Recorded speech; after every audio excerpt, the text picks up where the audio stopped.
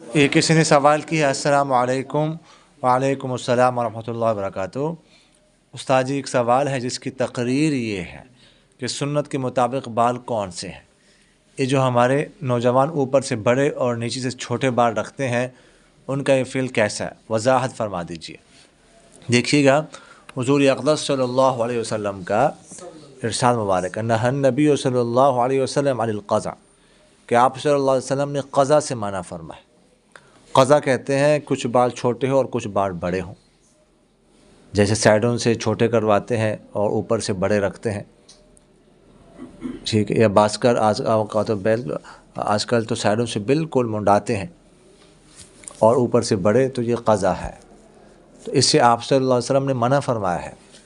سر کے بال برابر ہونے چاہیے، یا بڑے ہوں یا چھوٹے ہوں، لیکن سب برابر ہو، کچھ بڑے کچھ چھوٹے، کچھ ڈیزائن کر کے وغیرہ ذالک، تو اس سے آپ صلی اللہ علیہ وسلم نے منع فرمایا، یہ ٹھیک نہیں ہے۔ سمجھ آگے کہ نہیں ہے؟ وما علینا الا البلاغ۔